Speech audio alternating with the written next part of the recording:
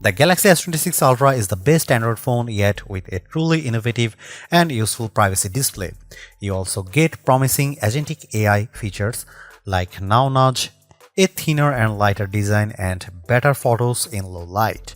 But the camera bump is a bit much, and there is still no silicon carbon battery. Here is the pros and cons in my full review. The Galaxy S26 Ultra is supposed to herald the age of agentic AI phones, but that doesn't mean much to the average person wondering if it's the best phone they can buy or if they should upgrade. The gist is that the AI inside this flagship should now be able to anticipate your needs better and help get stuff done for you. For example, the Now Brief feature surfaces recommendations based on the context of your texts.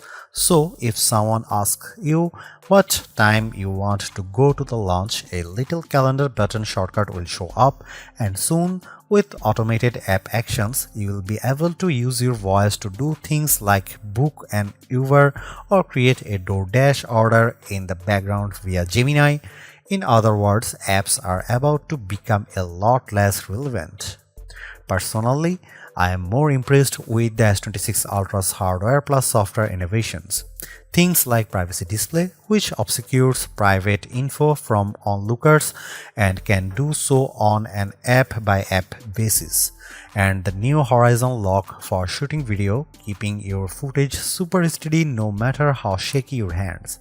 The Galaxy S26 Ultra is also lighter and thinner than its predecessor, and its camera system is noticeably improved in low light conditions. However, there are some things I don't like about the S26 Ultra, including its oversized camera bump and that its screen is dimmer than the previous S25 Ultra. In our previous iPhone 17 Pro Max vs Galaxy S25 Ultra camera shootout, Samsung lost points for mediocre low-light performance, but Samsung is firing back with a wider aperture on its main 200 megapixel camera and 50 megapixel telephoto lens. The result should be up to 47% and 37% brighter images through these two cameras. So I put that to set the test in a series of shots with the Galaxy S25 Ultra and Apple's flagship. Check out this zoom shot of clocked out. The Galaxy S26 Ultra image is noticeably clearer, while the S25 Ultra shot is fuzzy and choke full of noise. So, how about colors?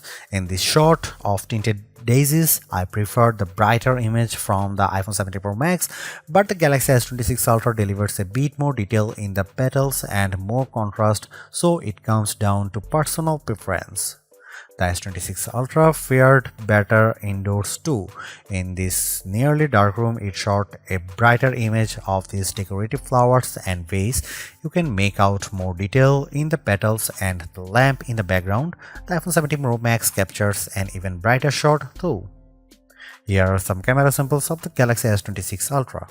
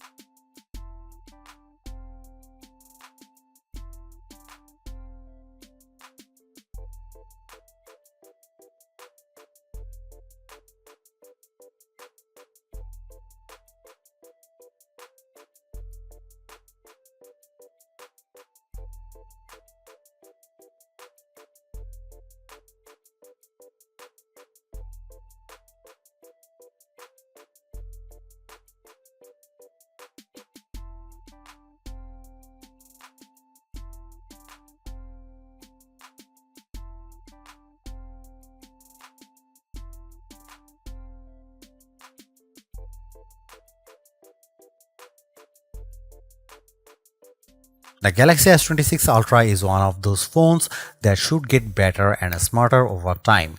The agentic AI features are good now but should become more useful as the phone gets to know your patterns.